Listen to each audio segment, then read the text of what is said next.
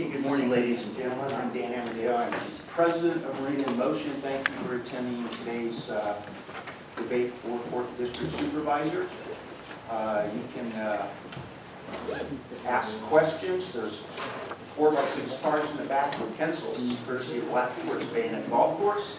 And if you have a question, just fill it out on the card, raise it up, and someone will come by and pick it up and get it up to the screen. You might have another question. This is being broadcast live on AMP 25 and on live streamed on ampmedia.org. It will also be available on ampmedia.org on their on-demand site. The rebroadcast of this debate will actually be on channel 27 and should be rebroadcast two times at least before the March 3rd primary election. We decided to hold the debate because it is possible that one candidate could get that magic 50% plus 1 vote, and therefore is considered elected at that time. There will be no December election. Okay. Logistically, the restrooms are to your rear, the ladies on the left, the gentlemen on the right. There's munchies and water. Feel free to help yourself to that.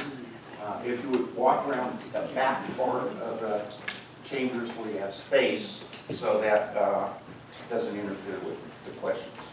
It is now my pleasure to bring back the Honorable Stephanie Hulsey. She used to do this for us quite often until other priorities took place. Brief bio on her. The Honorable Stephanie E. Hulsey is the presiding judge of the Juvenile Division, Civil Grand Jury Legal Advisor, and for the Superior Court of California, County of Monterey. Judge Hulsey was elected to the Monterey County Superior Court in 2014. She's currently the presiding judge of the Juvenile Division. I just read that. Judge Hulsey served in the Monterey County District Attorney's Office for 16 years. Judge Hulsey currently serves on the board of AIM for mental health and has served on the boards of nonprofit organizations including Monterey College of Law, County Bar Association, Meals on Wheels of the Monterey Peninsula, Monterey County Rape Crisis Center, Monterey Bay Symphony, and Leadership Monterey Peninsula. If you've never had a chance to hear the judge sing, if you have a chance to go to a performance where she happens to be singing, you're in for quite a treat. She is a classically trained artist. With that, I'm turning this thing over. To Stephanie, and she'll be in charge from here on out. Thank you. Thank you so much, Dan, and good morning, everybody. It is such an honor to be here this morning, and I would like to start by thanking Marina in Motion, all 4 of our candidates for Supervisor District 4, and you for participating in this forum this morning. Participation is a bedrock of our democracy. As Thomas Jefferson said, we in America are not governed by the majority. We have a government by the majority who participate. To that end, the candidates are here to answer your questions, so we invite you to submit questions that can be answered by all 4 of the candidates. Please remember not to include your name on the question. Each candidate will have 2 minutes to answer each question and 1 minute if they choose for rebuttal. We are asking that you hold your applause to the end of the forum in order to maximize the time that the candidates have to present their views. And at this time, without any further ado, the candidates will give their opening statements in the order in which they drew numbers from a hat this morning. That means that Ms. Wendy Askew will be first. Thank you so much for coming on this morning. My name is Wendy Askew. I am a 4th generation Monterey Peninsula resident, currently raising my family here in Marina, where my husband and I have lived for the past 18 years. I have been committed to working on behalf of our community for decades, starting as a child with my mom, who's a retired parent educator. My father was retired military, and we came home to Monterey when he got out of the Army and retired. For the past 10 years, I've been working with the County of Monterey as a top aide for Supervisor Jane Parker, who's currently the District 4 Supervisor. As a result, I have deep experience with what the county responsibilities are, with how the county budget works, with the needs of our District 4 communities, which include Seaside, Marina, South Salinas, East Garrison, all of our CSUMB housing, Delray Oaks, and Sand City. It's been my honor to serve our community for the past 10 years, focusing primarily on public safety, social services, and health services that the county is mandated to provide for residents in our county. In 2015, I joined the Monterey Peninsula Unified School District and have served for the past 5 years as the Marina representative on that board. I'm incredibly proud of the work that we've done to improve our facilities and improve the quality of education that's being provided here in Marina specifically. If you haven't been up to see the new Marina High School gymnasium, please go check it out. And I'm really looking forward to this conversation today, so thank you so much for having us. Thank you. Mr. McShane. Sure, thank you, Judge Hulsey. Thank you to Marina in Motion, the City of Marina. For all of those that are watching at home and for each and every one of you here today, I'm running for Monterey County Supervisor because I get things done. When I think of the issues facing District 4, I've got a track record of proven results. Starting with water, I played an active role as a council member in Salinas in delivering more than 2 million gallons of water a day to Pure Water Monterey to be recycled, injected, and used by region and peninsula residents. And that's just the beginning.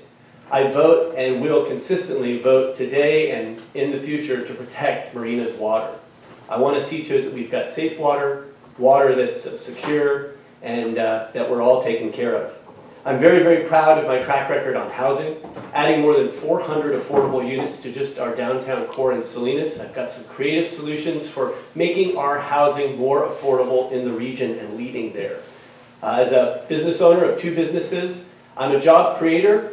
I've thought creatively and brought ag tech to the region, and I think we could do more as it relates to diversifying our economy. And there's plenty of opportunity here in Marina, whether it's hospitality and potential for business that drives right by on the way to Monterey, or the exciting opportunities out at the airport. I'm approachable. I'm a council member for 11 years, spent 4 years on a community college district, and each one of those years have got things done. Engaged, active, transparent. I seek to be a part of Marina and the region's future as a supervisor. Most importantly of all, I'm a father of 2 kids. They're both in diapers, and I had some big diapers to change this morning. I'm also a proud husband of a working, successful executive in the area, Danielle McShane. So look forward to a discussion today that's fruitful and positive. Thanks. Thank you. Ms. Chambliss. Thank you. I'm going to be reading mine because I can be very long-winded. Thank you for this opportunity to participate in this forum. Just a brief introduction. I'm Wini Chambliss, a resident of the Monterey Peninsula for 42 years, resident of Seaside for 37 years. My children attended public schools in Seaside, Monterey area, and I served as president of the Board of Education, and I signed all of my kids' diplomas, probably some of your kids. Regarding the Board of Education, I was elected to complete 2 years on a 4-year term for a resigning board member, winning virtually every precinct, and subsequently ran unopposed for 2 additional 4-year terms, a testament to the type of service I provided. My 10-year service on the board occurred during the closure of the Fort Ord military base, during which the district underwent a dark period of program and service reductions, teacher and staff layoffs, and ensuing litigation. As president, I was responsible for helping to navigate the district through that period. In addition, I championed significant changes in the method of voting for Board of Education trustees, from voting at large to voting by trustee areas. This provided the city of Seaside, with a majority African American population at the time, to secure representation on the Board of Education as opposed to having their vote diluted in at-large elections. I worked in administration over 20 years, first at Hartnell College and then at the Monterey County Water Resources Agency.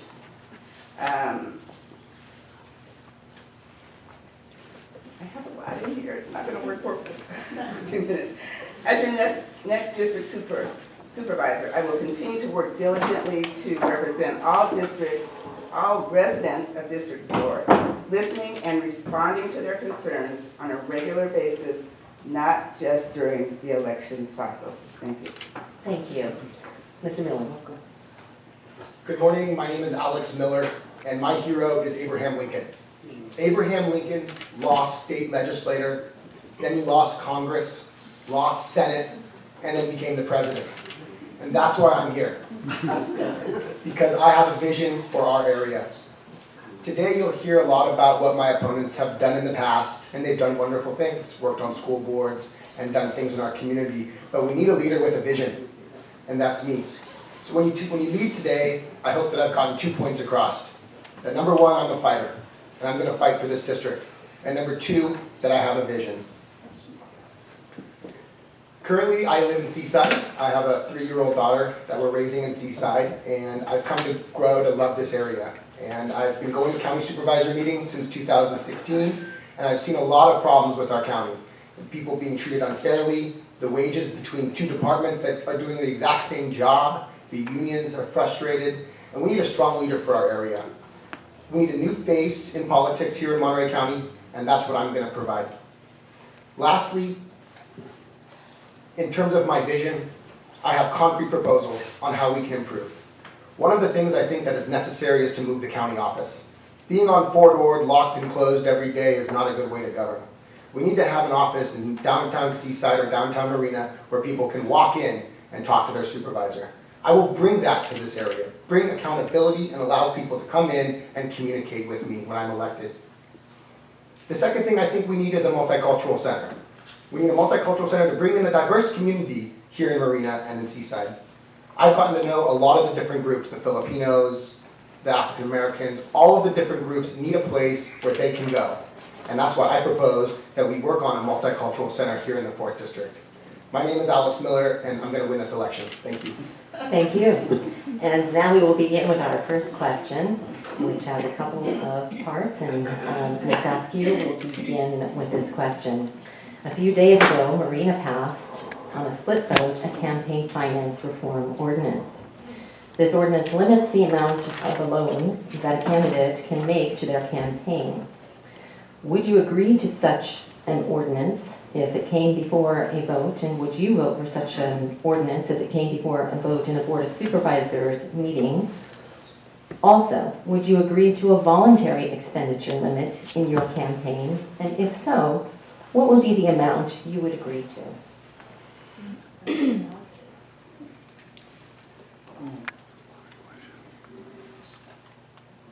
So let me start by saying that I am so grateful to everyone in our community who has contributed to my campaign for county supervisor. These are not inexpensive races. District 4 historically has candidates have spent upwards of $500,000 for each election, win or lose.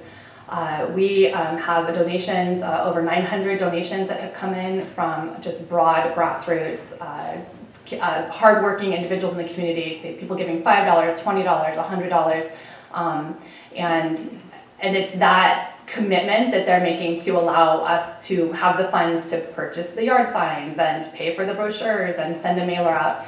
In District 4, we have 41,000 voters, and in order to send a mailer out to communicate with those voters, you're looking at somewhere around $10,000 to just be able to have an initial communication with the voters. Who we want to communicate our messages to.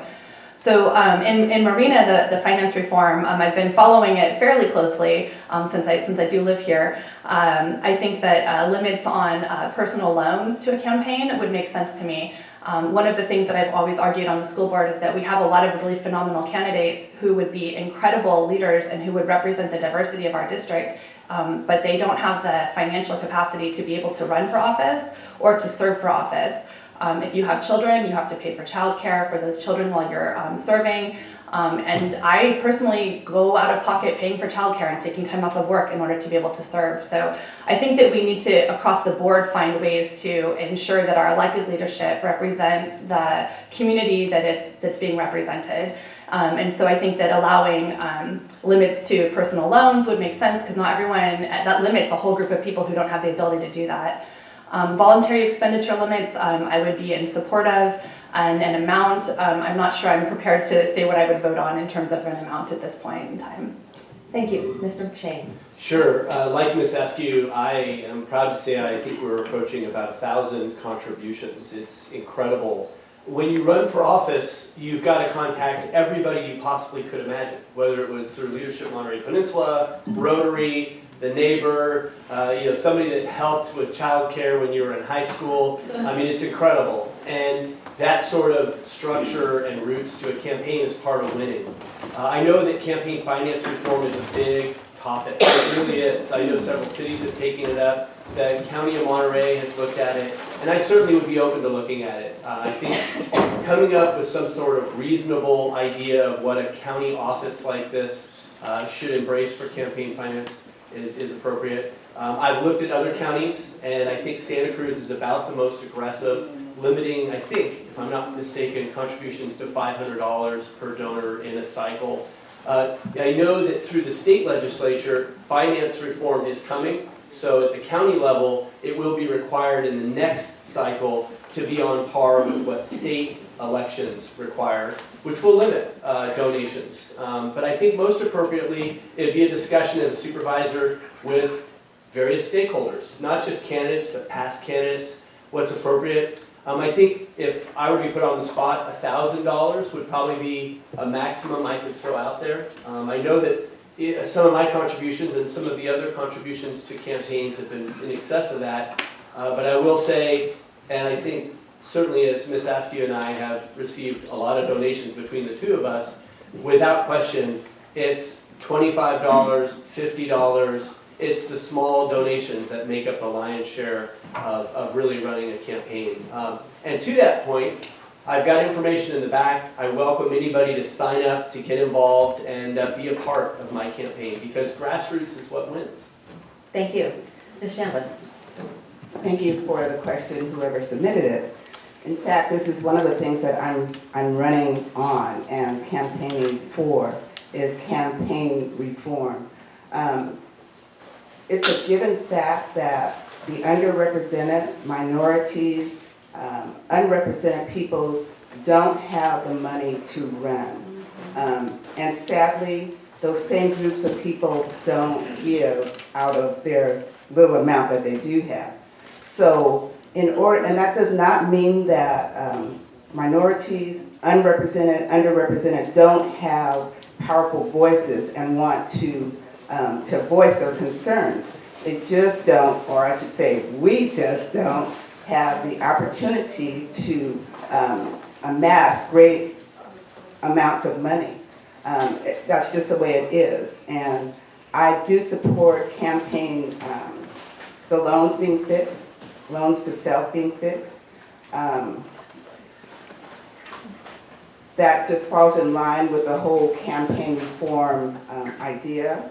As far as voluntary expenditures, I agree that there should be a limit to voluntary expenditures, and I think that that amount should match the amount of the campaign. You shouldn't expend more than you take in.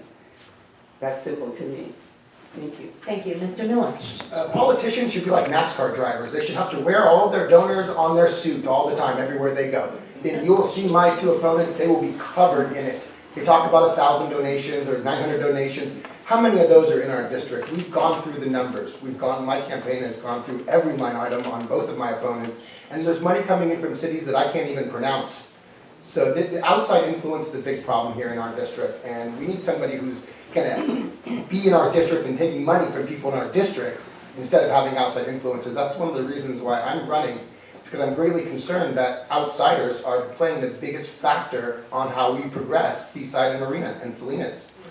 March 3rd, 2020 is going to be the day that money didn't win. because I've gone door to door. We've raised $10,000. $2,500 I donated or loaned to my campaign. I don't think that loans to campaigns are the problem. I think the $25,000 check from Monterey, the $20,000 checks from other areas, those are the problems, and those should be limited. So I would very much be in favor of some kind of campaign top-off, so $1,000 donation or $500 donation. There's too much money here. Like I said, we've raised 10% of what the other opponents, my opponents have raised, and it's quite concerning when you go through the numbers, so thank you. Judge Hulsey, would it be appropriate for a rebuttal? Yes, Okay. what we'll do is we will begin with Ms. Askew, and each person does have an opportunity for a 1-minute rebuttal. If you choose to utilize that time, I also invite you to address another aspect of this question with regard to the Marina Campaign Finance Reform Ordinance, which only allows individuals, not companies, unions, political action committees, to contribute to a candidate's campaign. So another aspect of this question in this brief time would be, if you were elected to the Board of Supervisors, would you support such an ordinance at the county level? Ms. Askew, 1 minute. Sure.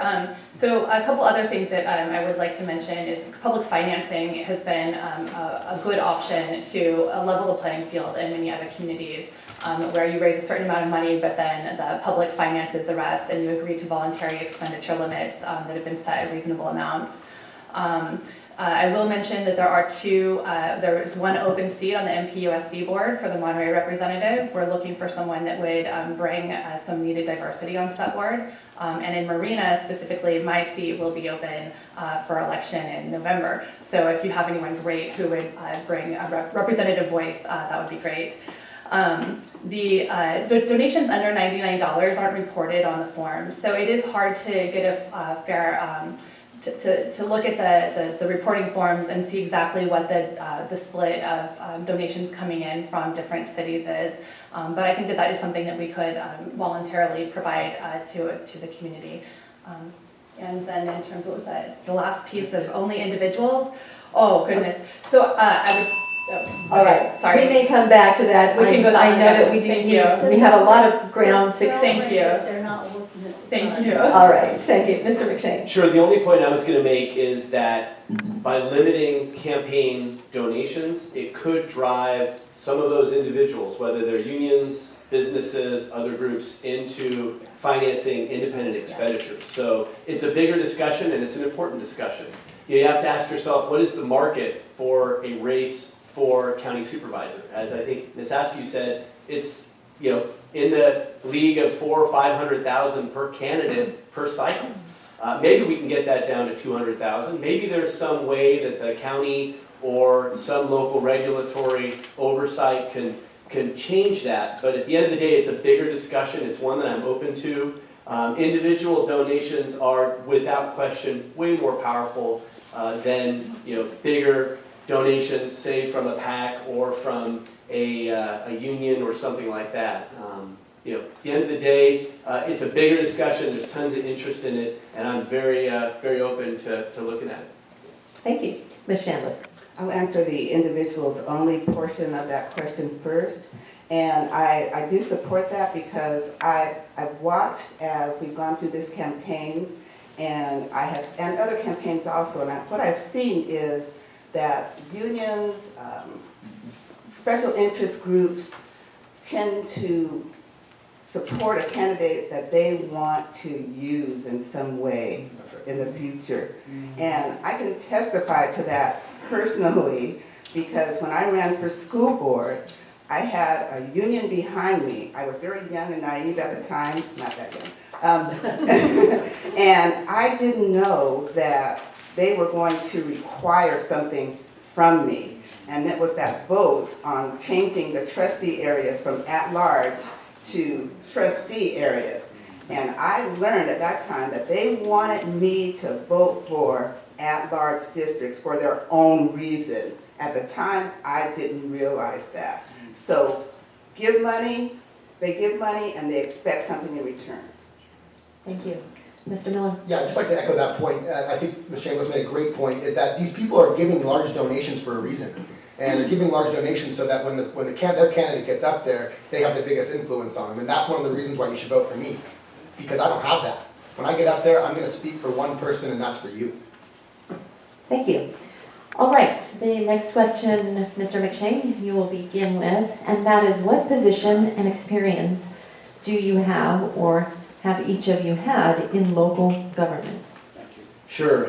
So I've spent 20 years in appointed and elected office, 11 years on the City Council in Salinas, 4 years on the Hartnell College Board of Trustee. I currently chair the Air Pollution Control District. I've served on that for 11 years. I chair the Association of Monterey Bay Area Governments, served on that for 11 years. I serve on the California Van Pool Authority. I was an appointee of Governor Brown to the California State Nursery Advisory Board. I chaired that for 4 years. I've spent a lot of time in local government. And I started 25 years ago, it seems, Planning Commission, Traffic and Transportation Commission, Design and Review Board. I mean, I could bore you with all these boards and meetings and organizations. The reality of it is that I've got a lot of experience. And more importantly, I love it. I really do. I find joy in identifying an issue, whether it's something as, call it minuscule as a pothole or a tree, or something that involves county, state, federal, regulatory issues with the opening of a new business or a new opportunity center, or just solving people's problems. I've got experience at it. And most importantly, I want to emphasize my ability to work with people, and often people that disagree. Just last night I facilitated a meeting with 12 individuals as a follow-up to a major meeting in response to a murder, addressing homelessness and lawlessness in a downtown area of downtown Salinas. It takes stakeholder engagement. It takes getting people that are at such opposite ends in disagreement to come to the table and checking their egos at the door for the common good and a solution. So as an elected leader, I've got a proven track record, not just of position, but of getting things done, whether it's housing, whether it's jobs, whether it's the environment. I'm proud of my track record, and I'm ready to work hard for residents of Marina and of District 4 as their next county supervisor. Thank you. Ms. Chambliss. Thank you. As I mentioned, I served on the Monterey Peninsula Unified School District Board of Education as trustee for 10 years. I served 7 of those years as president of the board. Again, it was during the border closure, and there was so much going on during that time that I was one of 7 voices that brought people together. And I think that's what's required in this district in particular, is the ability to bring people together. I know that I don't have all the answers to the multiple questions that arise, but being able to listen and get to the heart of what is being discussed. There are people with language barriers, there's all kinds of people in an audience, and you have to be able to listen and understand what it is they may not be saying properly, but what they're trying to say in order to bring resolution. So I do have that experience. I also served on the Area Alliance on Aging, AAA is what we called it. I was there for a couple of years, but my job demanded that I couldn't serve there any longer. I served on Community Human Services, and that was as a part of one of the boards I served on while serving on the Board of Education. So I do have experience. I have experience with budgets. I have experience with negotiations. I served as CSEA president while working at Hartnell. So I have I have experience as on one side of the table as well as the other side of the table. So I worked in management as well as a union employee and representative. So I can bring those skills to the table in working on the Board of Supervisors. Thank you. Thank you. Mr. Miller. Yes, I believe that politicians are like diapers, like McShane mentioned earlier, because they should be changed, and for the same reason. I have a long list of experience. I currently am the chair of the Neighborhood Improvement Commission for the city of Seaside. I went to law school just for this job. When I was in law school, everybody said to me, "What kind of lawyer do you want to be?" I said, "No, sir, I don't want to be a lawyer. I want to be a Monterey County supervisor," and I got some funny looks. But that was something that we need. We need somebody with some legal experience, somebody that has some land use issue experience that is on former Fort Ord. We need somebody with a legal background. The county's constantly being sued, and none of them are being settled. We're taking a lot of those to court, wasting a lot of resources for the county. On top of my experience with the Neighborhood Improvement Commission, I've volunteered a tremendous amount of hours to my community. I'm currently a soccer coach for the youth, 10-year-olds. I love working with kids. I'm a full-time teacher. And on top of that, I ran for county supervisor in 2016. So it got a little bit of the jitters out of my system in 2016, and I'm prepared to win this election in 2020. Thank you. Thank you. And Ms. Askew. So I first discovered the role that government plays in regular people's lives when I was a small business owner. My husband's an architect, and I was trying to get my health insurance renewed. And we were applying for a new insurance company, and they denied my application because I was in an individual market. And then we appealed that, and then they denied, they wouldn't offer maternity care. So I said, this is crazy. Ended up finding my way through the process and realized these are state rules, this is state legislation that, that determines whether or not I can be successful and have health care as a small business owner. That really opened my eyes to the role that local government plays in everyone's life. In 2009, when I joined the board of, the Supervisor Parker's staff on the Board of Supervisors, it was like drinking water out of a fire hose. The county's $1.5 billion budget with 26 departments, thousands of mandates from the state and federal government, learning about each one of those, the nuances of that, the leveraging of state and federal dollars into our community, the ways in which the county budget provides services and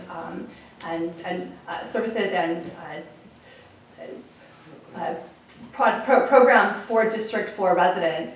I've spent my past 10 years working 60 hours a week studying those issues and advocating on behalf of our community. On the Monterey Peninsula Unified School District Board of Education, we have a $120 million budget, and we're in declining enrollment, which means that we have projected less revenue into the future. Knowing that, we made very difficult decisions to cut $5 million out of our budget so that we could give our teachers raises to remain competitive, and so that we could continue to be fiscally viable into the future as a district. So my experience is deep and broad, and I look forward to continuing to serve District 4 in that way. Thank you. Mr. McShane, do you have any rebuttal on this question? No? All right. Ms. Chambliss? No. All right. Everybody's passing so far. Ms. Askew, it's back to you. Yeah, just one quick thing. I think that it's important. Experience in local government is essential. I think that there's, especially in this seat and especially for District 4 representative, but in addition to having a strong elected voice, it is absolutely imperative that we have strong strong community voices at the table as well. And I think in Marina, especially with the community engaged around sustainable marina, the community engaged around our water issues, there's no better indicator that the community voice has significant power in terms of working with the elected officials to actually move things forward. So it's not just about having a strong elected in office, it's about having that strong elected who works in partnership with the community. Thank you. All right, and we will begin with Ms. Chambliss. What do you see as the single biggest challenge facing the 4th District, and what are your thoughts on how best to address it?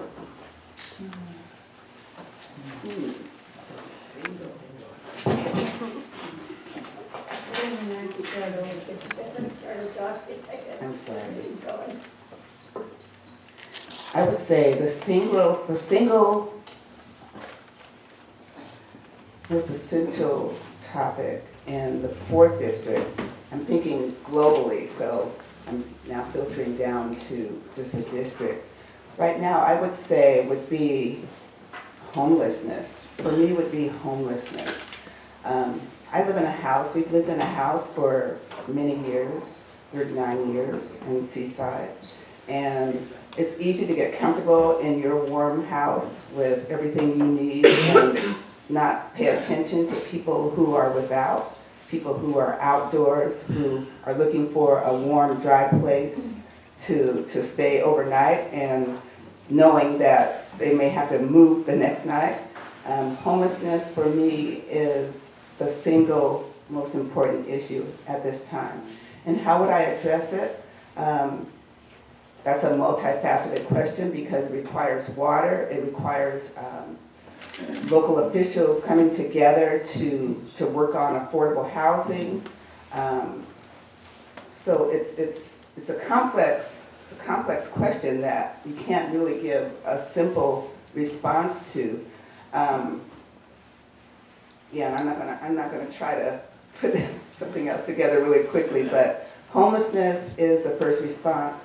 Working with the cities to change the zoning requirements to increase the density of housing will go far in reducing homelessness. I mean, we have to have water, we have to have places to stay.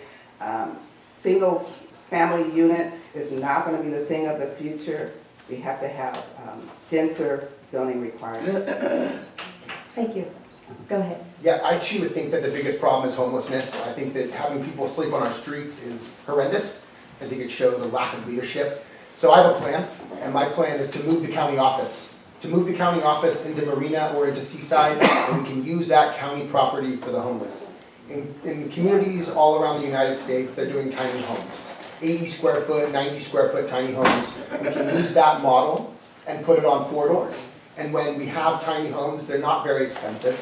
They're relatively cheap, and you can build a bunch of tiny homes where the current county supervisor office is.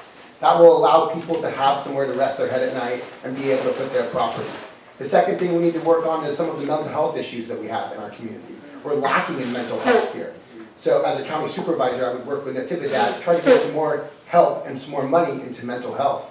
So if we can have a homeless village on Fort Ord, and we have services from the VA right there and services from the county, we'll be able to take care of some of those problems. But we need to address the people one by one.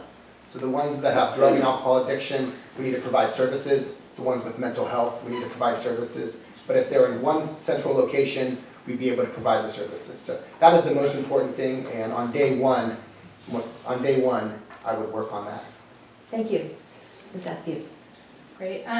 So I think housing is a top issue. Everyone I talk to, every community that I talk to, the work that we're doing with NPUSD, where 20% of our teachers leave our community every year because they can't afford housing, they can't afford to stay here. It is a workforce crisis level issue that we need to deal with.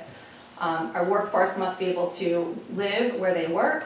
Our future generations, including my own child, my mother, my friends' children. I'm 4th generation, raising my 5th generation son here.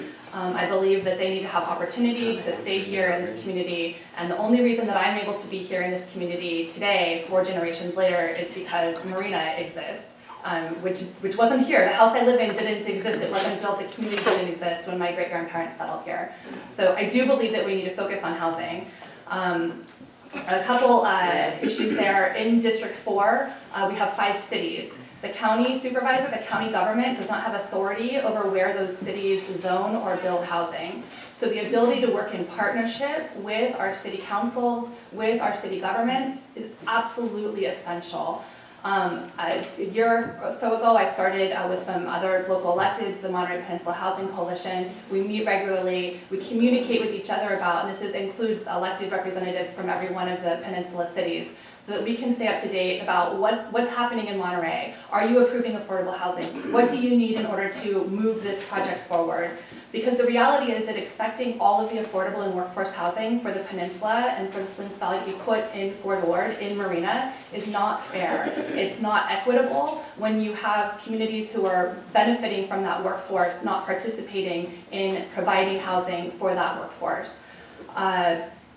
The blight removal in Fort Ord and Seaside needs to be a priority, and that's directly tied to housing. It's tied to homelessness, and I could continue, but we're out of time. So there's your soundbite. Thank you, Mr. McShane. Gosh, great discussion and great issues, and I have to comment on a few things. I would definitely agree in putting the county supervisor's office in a more accessible location. That's so critical, and I can't help but want to comment on housing as well. I have to point out that housing and blight removal have been issues for decades. Some of these structures have been here 25 years, and I don't want to say it's all the current administration's fault, but we could do better, and I'm ready to address blight removal and take the experience that I've offered as a council member in Salinas, producing affordable housing, producing workforce housing, to the county level, working collaboratively with each of the cities involved. Getting to the most important issue, I would say water. Certainly as it relates to Marina residents, protecting water in Marina is essential. Going back 6 years ago, I played a leadership role alongside my council members to deliver 2 million gallons of water a day to the Monterey Peninsula for recycling through Pure Water Monterey. This is getting things done. This is only the beginning.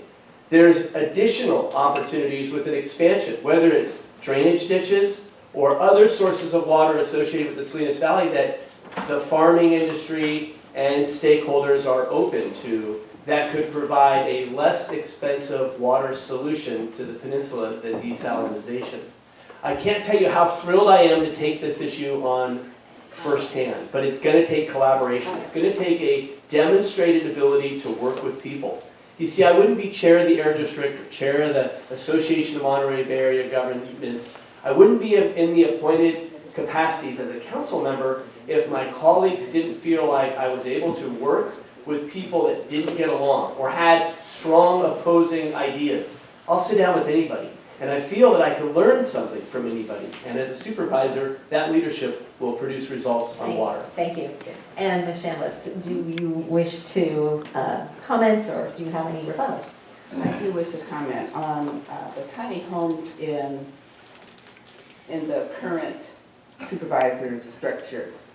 And my comment is not necessarily against the tiny home element as proposed, but my comment has to do with isolating a group of individuals who could be us, who could be our family members, who could be some of our children at some point. I don't want to see anybody stuck out somewhere in the boonies because of financial condition, because they lost their job, because of whatever the case may be. I think it's very important to treat everybody with dignity and respect and not throw them off in the corner. And nobody wants to have this problem in their backyard. That's the reality of it. But I think with collaboration and communication, and we can convince people that these people are us. Thank you. Thank you. Mr. Miller. If the county office is so far in the boonies, then, I mean, why is it there? It's in an accessible spot. It's off 2nd Street. The Veterans Hospital is right there. It's a prime location. Bus runs through it. It's on Fort Ord. I think it's not putting it right in the density part of our city. The other comment I want to make is my opponent talked about blight removal, and some of the biggest blight removal problems are around the county supervisor's office and around Fora. So what have we been doing for 12 years? Why haven't we been able to get those down? And so that's something I would work for, is to remove those buildings. Thank you. Ms. Askew.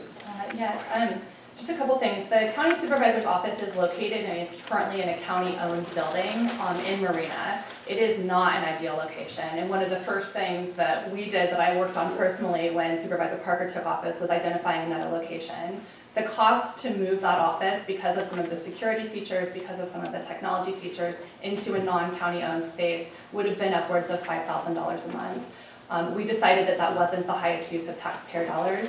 So the office is where it remains in the county-owned building where it was originally.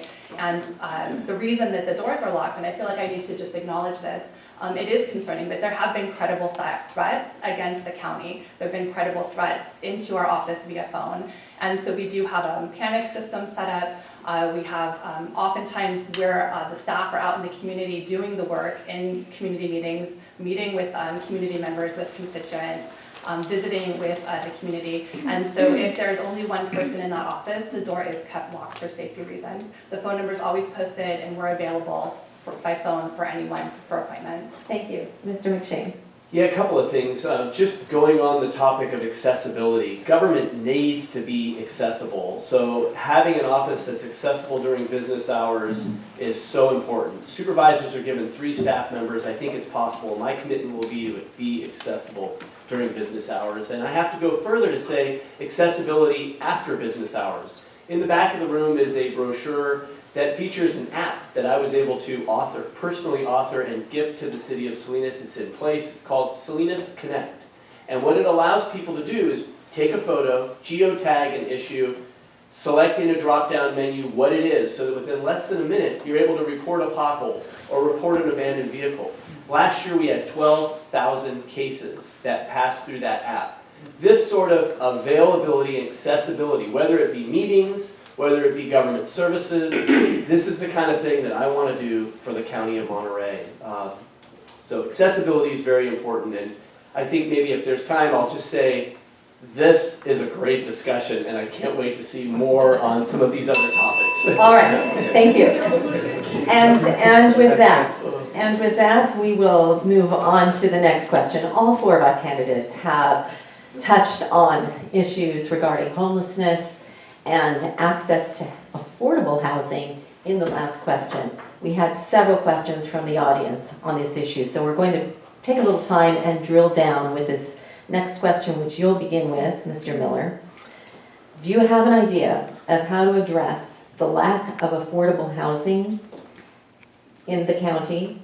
What strategies would be effective to address the lack of affordable housing and homelessness? And finally, there was an individual who is with us today who indicated he or she is homeless. Who cares is the question from that individual. Go ahead, Mr. Miller. Well, the first part I'd like to address is I care. I care. I care about every single person, and I care about the people in our community who are suffering the most. And that's what my campaign is about. Not about the power hierarchy system, but about taking care of the people at the lowest level. Affordable housing, what we see is these complexes coming up, and they do multiple stages. They do 5 stages. So they'll have their first stage, second stage, and the affordable housing comes in the last stage. And all of a sudden it doesn't get done, or it doesn't get done properly. That's not a good way to govern. We need to make sure that if we're allowing land to be used for houses, phase 1 is the affordable housing. And then you can make your profit on 2 and 3. But the first phase needs to be the one helping the people. The second thing I think we need to do is have sections where the deed is capped at a certain amount of money. So you can't be bought or sold for more than a certain amount, $400,000 to $500,000. That would mean so that designated lot would always be designated for affordable housing.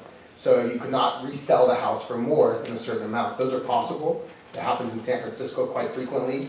In terms of homelessness, I've told you my strategy. I think we should do tiny homes on Fort Ord. And the last thing I want to mention to you is that Ms. Askew mentioned that moving the county office would be $5,000 a month. Well, there's county property in Seaside and Marina everywhere. And we can use one of those pieces of county property. It would cost nothing. So when Ms. Askew tells you that it's going to cost $5,000 to move the office, that's not correct. All right.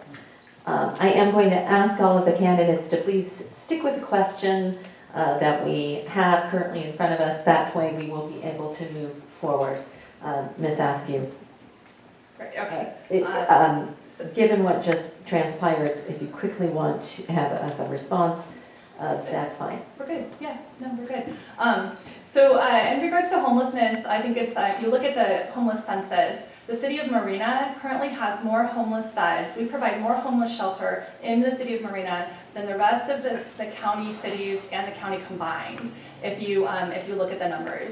So I think it's important also to recognize that District 4 has 2 homeless shelters. We have the shelter in Seaside. We're getting ready to build a shelter. We have the shelter in Salinas that currently has 70 beds in District 4. We have a shelter in Seaside that we're getting ready to invest in for another 40 beds.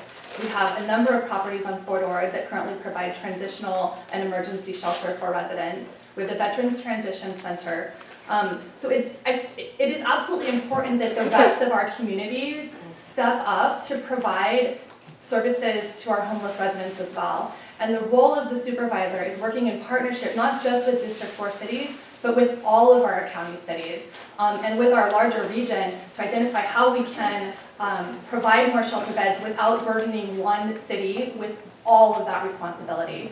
So I just want to make that very clear. In regards to housing, again, like I mentioned, it is absolutely imperative that we find ways to work in partnership with our cities. The county does not get to dictate how housing is built in our incorporated cities. The Monterey Bay Economic Partnership has a housing initiative that I encourage everyone to look at. There's a housing action center that you can sign up to get alerts. And it's a matter of working in partnership to advocate for, they've identified 9 very specific policies that every city jurisdiction can implement that would increase the accessibility and affordability of housing in that jurisdiction. So going out and shopping those policies to different city councils, helping activate residents to show up at those city councils to say, these are the policies we want you to adopt. There's opportunities to actually move the needle on affordable housing within our city centers if we can work together in this way. Thank you, Mr. McShane. Well said. To Alex's point, we all care. To the audience, keep smiling. Half of this is a positive, can-do attitude, and on affordable housing, I can proudly say I've been able to prove myself with a lot of results. There's a lot of ordinances that I've helped to author, whether it's inclusionary housing ordinance as it relates to the city, adaptive reuse, our blight ordinance. There's lots of things that the city of Salinas has been able to do to backload fees and incentivize city-centered development for both affordable and market rate affordable housing. And it's working, it's happening.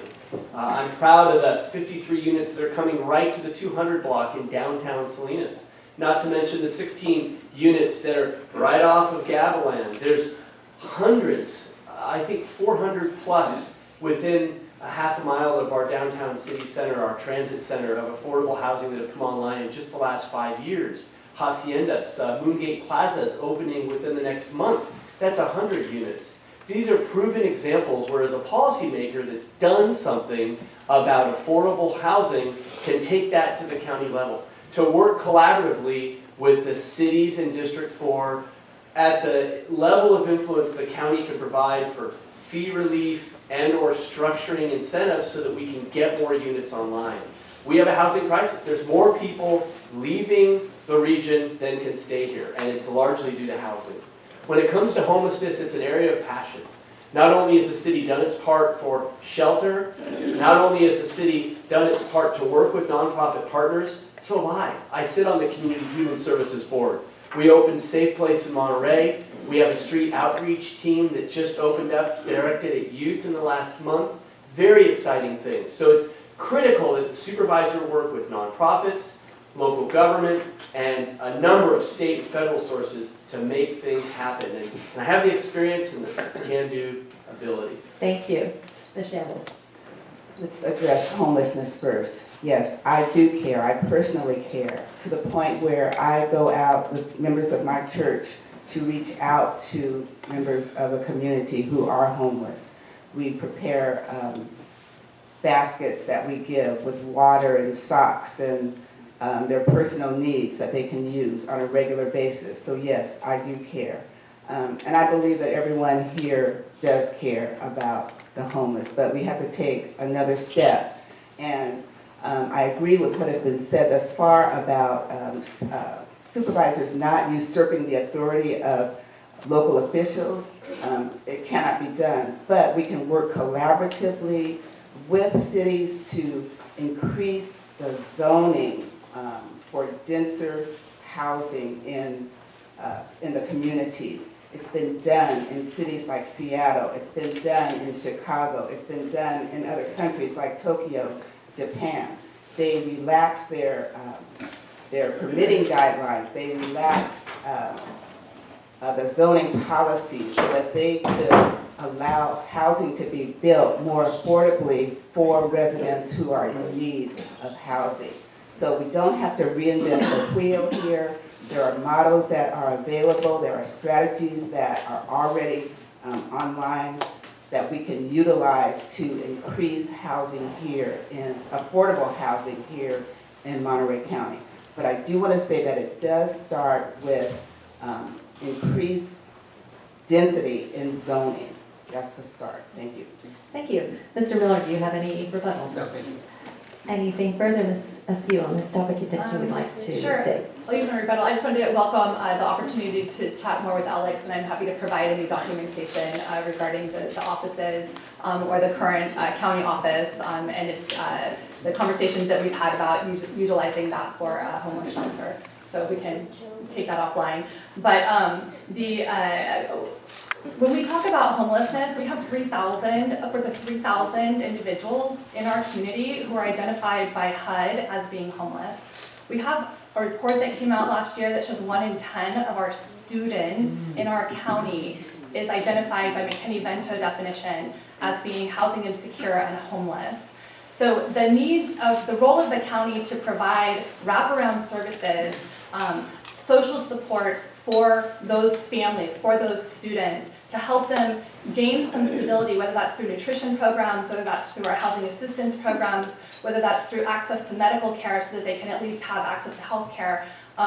The county has huge mandates and huge responsibilities to provide and care for those families who are so vulnerable and at risk. Thank you. Mr. McShane. Yeah, I would just compliment that. Excellent points, Wendy. The city also has a responsibility, and as a council member with a city that's got upwards of, I think last year's budget was north of $250 million, very proud to step up and work closely with the county and other nonprofit partners to address homelessness. One program I'm especially excited about is called Downtown Streets Team. I've shared this with the mayor of Seaside, I've shared this with council members in Marina.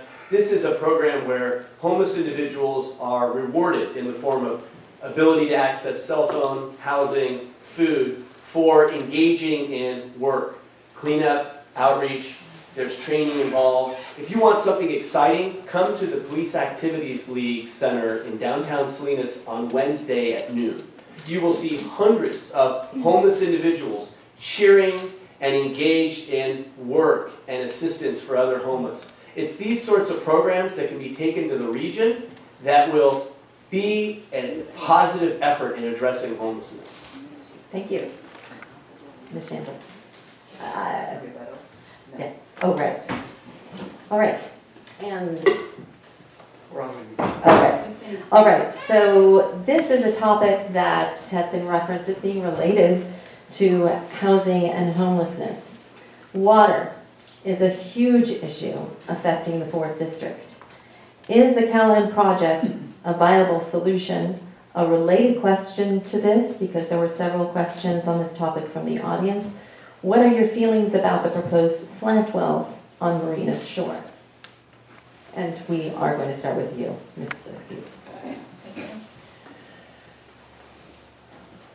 So I can remember 30 years ago being a kid, doing the dishes, and listening to my dad rant and rave about the water issues on the peninsula. These are not new challenges, and I'm not going to be able to solve them in a 2-minute Q&A today. My commitment, however, is to represent the needs of the District 4 residents. And in District 4, we have residents in Seaside who are on the Callahan water supply. We have residents in Marina who rely on Marina Coast water for their aquifer, for our aquifer water. We have residents in Salinas who are on another water system. So we have multiple, and in Seaside there's additional water systems. So we have multiple agendas and multiple concerns raised throughout District 4. In Marina specifically, the issue of the Cal-Am desal plant, the science shows that there is a potential threat to Marina's water supply, to our long-term water supply. And I think that that's why Citizens for Just Water has organized in the way that they have. And it's why the Coastal Commission is paying attention to the needs of our community the way that they have. The Coastal Commission's decision, I've been to 2 Coastal Commission meetings now to speak in support of Marina's interests. And the opportunity of Pure Water to provide an alternative water source is something that the Coastal Commission needs to fully understand and evaluate as a viable solution. For the short term, we have long-term water needs that Pure Water is not going to be able to address completely, but buying us some additional time so that when we do get to the point where we have to talk about desal, we have an opportunity to ensure that every stakeholder who would be affected would be able to participate in that conversation. That includes Marina. And it means that if there is impact to someone's environment, that there's the opportunity to mitigate those issues. I think this deserves quite a bit more conversation. Thank you. Mr. McShane. So we're facing the same water challenges we faced 25 years ago. So I would say that there's been failure on leadership on this topic. It's complicated, it's polarizing, and as a supervisor, I will make water my #1 issue. For those that are concerned in Marina, I'm concerned in Marina. My background is in soil science. I took classes in hydrology in my undergraduate education, and I think that CalAm has shown folks in the region that they may not be able to be trusted. I think that science presents a potential danger to Marina's water. Those reasons enough have brought me to the conclusion that this is something to be concerned about. I've authored letters, I've been public on this, and I would say, just looking at it from an economic standpoint, pulling water out of the Carmel River is $250, $270 per acre foot. Pulling water out of the Seaside Basin, maybe $170, $180 an acre foot. Recycling water, I'm told it's about $1,000, maybe $1,100 per acre foot. Desalinization is $6,000 an acre foot. So somebody's going to have to pay the bill. Now, it doesn't mean that desal is not part of the future plan, but to the point that we can continue to develop recycled water resources, it's not a bad idea. And I know that there's many people in this room that have been actively engaged in that idea. What I can promise as a supervisor is attention to this. And as it's very polarizing, my promise is to pull the opposite parties together, which to my best knowledge, nobody's been able to do. They won't even talk to each other. They grimace. My effort will be to get everybody together at the same table to work on cost-effective and safe water supply that is here for generations. And my commitment to Marina is to continue to be very, very concerned to make sure that our water supply here is not just here today, but here in perpetuity. Thank you. Ms. Chambliss. Thank you. Water, it's a very complex subject. The question had to do with whether CalAm is viable. And I can say that I support the Pure Water Monterey expansion project for short-term water supply. It's very important that we bring water to District 4, to Monterey County. If we want to solve the problems of homelessness and affordable housing, water is required. So for me, I believe, God bless you, I believe that we need to bring the most water that we can to this area at the least expense, however that shakes out. It's important that we maintain and take care of the environment. The slant wells, I know there are issues with desalination, there's problems with seawater intrusion, there's problems with intake, there's problems with brine disposal. We have to take care of those. I don't have the particular answer. It's being studied, so no answer has been resolved as of yet. So as a supervisor, I will continue to look to that issue. I will continue to have as focus that I want to bring water to the area at the least amount of cost to residents, because if you bring all the water in the world here and people can't afford it, you haven't done a thing. So that is my focus. Thank you. Thank you. Mr. Miller. Water in our area is being used as a power strategy. It's being used as a power strategy to stop development. It's being used as a strategy to manipulate politics. And personally, I believe somebody needs to work with CalAm. The CalAm proposed slant wells in Marina, I think is a bad idea. I think there's better spots for it in Moss Landing, closer to the power plant. That power plant uses a tremendous amount of water to cool the combines. That water goes right back to the ocean. We can do things with the desal plant, but not here in Marina. I think somewhere else would be a better place to do it. Monterey Pure Water was never meant to be the full source of water. It was meant to be a subset of it. It was meant to be to help with the water problem. We can't solely rely on that, because if we rely on that, then we're going to lack development on Fort Ord, or we're going to lack moving forward as the District 4. So I think that somebody needs to work with CalAm. I think buying them out is not a viable option. They're going to inflate their numbers to over $1 billion, and I don't think that the taxpayers should be on the hook to pay for that. So I do think that we need to work with CalAm. Thank you. And do you have any rebuttal, Ms. Askew? Yeah, I do, and I think when we talk about water, I think we spend a lot of time in public forums like this, but we also spend a lot of time as candidates talking to individual interest groups about our positions, and looking at our endorsements, looking at who supports us, you can see what's being said behind closed doors may not always match what's being said in open forums. And so in order to bring people together, in order to actually navigate solutions on water, what I say to you today has to be the same thing that I'm saying when I'm talking to someone behind a closed door. The concern about people no longer listening to each other is because people no longer trust each other when we're engaged in this conversation. So when I tell you that I'm committed to water, everything can't be my top priority, but there is a commitment to finding water solutions, and my commitment is to working honestly from a place of trust to bring those parties together so that we can find the right path forward. Thank you. Mr. McShane. I would say the same thing, and I'd go further to say that I'm ready for whatever comes next, because the Coastal Commission could vote to approve, or the Coastal Commission could approve, or to vote not to approve. There could be a public buyout at some point. I can say that from the city of Salinas' perspective, we're mindful of a regional water issue. And I'll say that because we actually are in phase 2 of deep water desal, which is another desalinization proposal should Cal-Am may not have it. And that's based out of Moss Landing. Whether that comes to fruition, whether it doesn't, at least there's somebody that's looking towards the future. I'll also point to some of the other potential solutions being floated for ag water recycling. There's lots of opportunity. It doesn't just need to be all about Cal-Am and those evil people. Remember, we've got to all live in this community together. This project will either move forward or it won't, and we need to be able to come up with a solution that benefits the next generation. Thank you, Ms. Chambliss. All right, and finally, Mr. Miller. I'm just very concerned that if we start using the agriculture water, all of that runoff has a tremendous amount of pesticides in it. It's not a good, viable source to do that, but working with Cal-Am is something we should be definitely working with. Thank you. All right, Mr. McShane. There has been reference to people working together.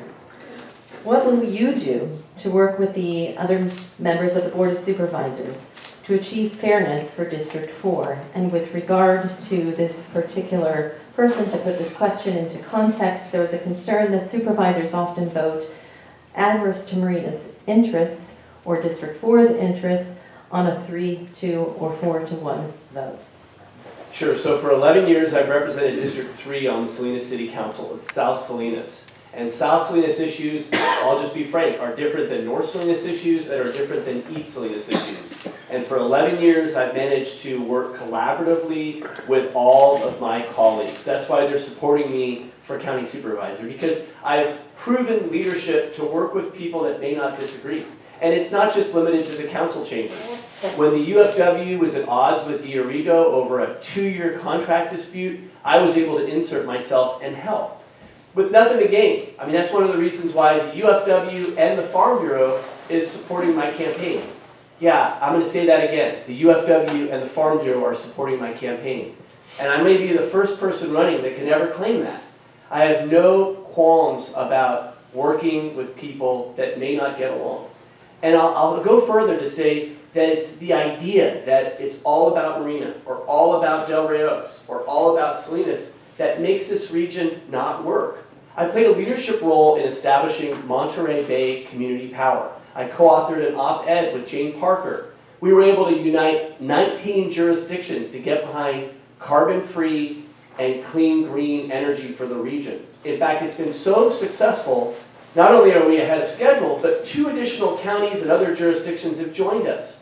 So I'm just ready to put these same sorts of examples and leadership to work for the benefit of District 4 as a whole. Not looking at what divides us, not looking at what limits us, but what brings us together. You know, there's a lot that can be said about a person's track record, and I stand on my record. I'm ready to work with everybody up here, and I'm ready to work with the other county board of supervisors for what's in the best interest of Monterey County. Thank you, Ms. Chambliss.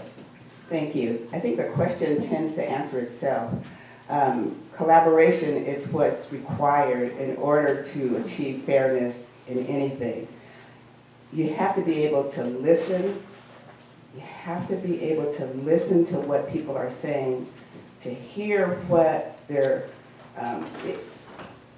sometimes what comes out on the top is not what's really the motivation.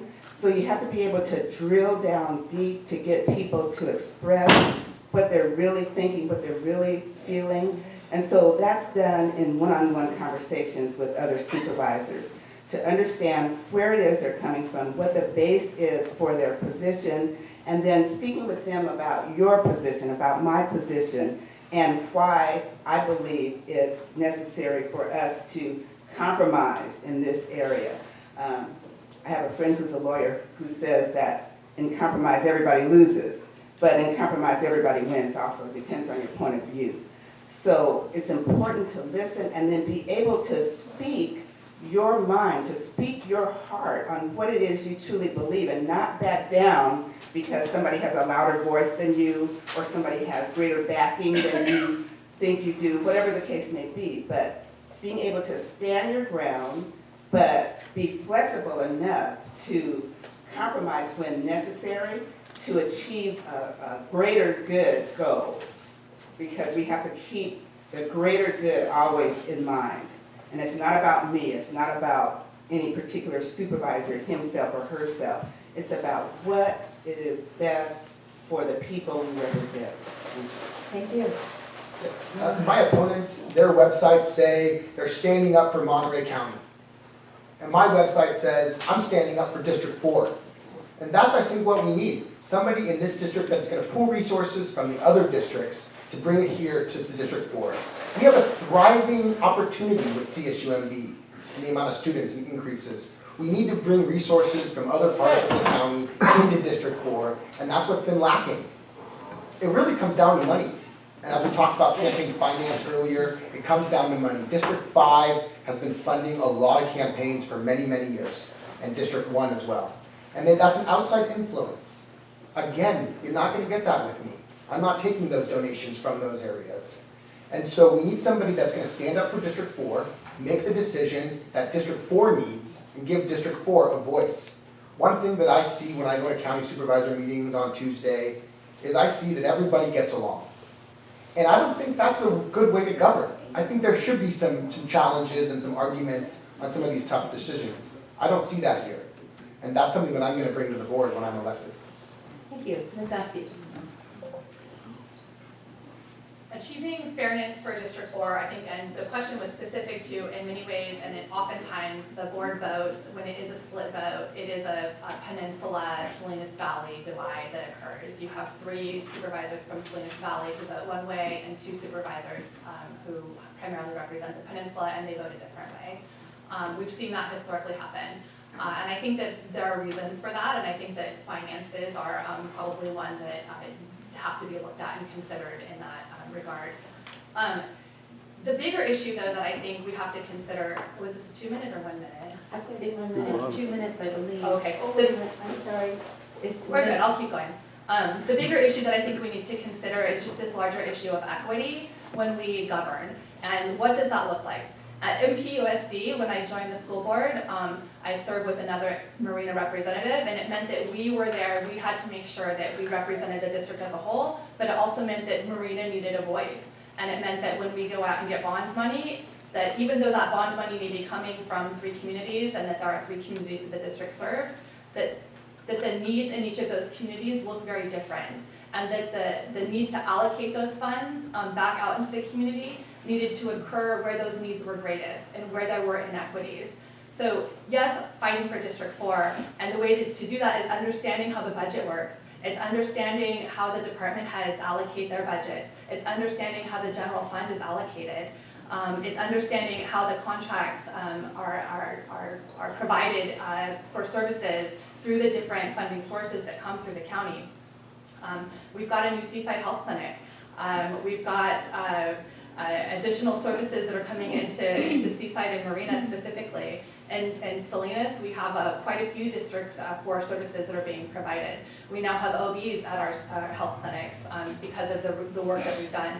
And I think if there's one thing I could do differently or would like to do better, it's communicating the ways in which the county is providing services and programs in District 4 so that residents know what those are. Thank you. And now we'll have our rebuttal round, beginning with Mr. McShane. Sorry about that. Yeah, sorry. Sorry, Thanks. thank you, Patty. I just want Go ahead. to acknowledge what Ms. Chambliss said. I really appreciated what she said about listening and some of the important qualifying characteristics that you need in a leader for this position. It's not an easy position. I think all of us are campaigning virtually full-time. We're making tons of sacrifices. So character counts. I'd go further to go through the motions of patience, because it does take the understanding of others' interests and wants before truly looking at making some point about what you want achieved. I've had to learn that the hard way, quite frankly, at the Salinas City Council level, at Monterey Bay Community Power, at the Air District Board. Some of these regional boards, a lot of times, Hollister's looking out for Hollister, Carmel or Santa Cruz is looking out for their interests. It's really an important skill. So I think you're hitting on some important characteristics that are needed, and characteristics that I've demonstrated as a council member and as a member of a regional board. I always say to people, check your ego at the door. That's how we think regionally, and that's how I'm going to govern as a supervisor. Thank you. Ms. Chambliss. Just one thing, I just want to ditto something that Ms. Askew said, and she talked about allocating the resources where the needs are greatest. That's what every supervisor has to agree upon. Not specifically for your city, but for your city, because you can't deny your own city. But if the need is greater elsewhere, then that's where the resources should go. So I just want to thank you for that, and I want to ditto that. Thank you. No rebuttal. All right. And anything further, Ms. Askew? Two quick things. I just want to point to, I think oftentimes in communities that are not as well represented, they're because people are working, because people are busy, because people are just trying to pay their bills, take care of their family, take care of their elders, take care of their children, just hold it all together. And so oftentimes including the community in conversation is important, but looking at the data, we have great demographic data that tells us where we have significant gaps in the provision of services, where we have significant needs in our community. So looking to impact Monterey County and other data sources to be able to help guide decision making when we talk about equity is important. And I'll just add on that you can look, again, I would just encourage you to look at the endorsements for each candidate, look at the elected officials who we've worked with personally, talk to them, call them, ask them what their experience of working with us has been, and you'll get sort of, I think, more information than what we're able to sit and tell you here today. Thank you. And the next question is going to go first to Ms. Chambliss. There has been a question from the public. How would you keep the next generation in the county? I understand that's a broad question. We have talked about the issue of affordable housing, so I'm going to tie this to another question that's more specific. The county needs jobs. What would your office do to help attract jobs, such as a recent aviation company that was attracted to Marina? Ms. Chambliss. Yes, I have 6 children, and I would love for them to remain in this area if they so chose to. And it requires affordable homes, it requires living wages. So we have to do more to attract businesses that will pay living wages and possibly attach those jobs to affordable housing also, that when they come in with jobs that they will also append those jobs with places to live that are affordable for them. So that's one way to keep the next generation in the county. I'm trying to remember the other part Yes, of the question. it's tied to what would you do, or what would your office do to help attract jobs to the county? Okay, to attract jobs. One thing that's happening in Los Angeles County and other counties is opportunity zones. And I believe there are opportunity zones both in Salinas and Seaside.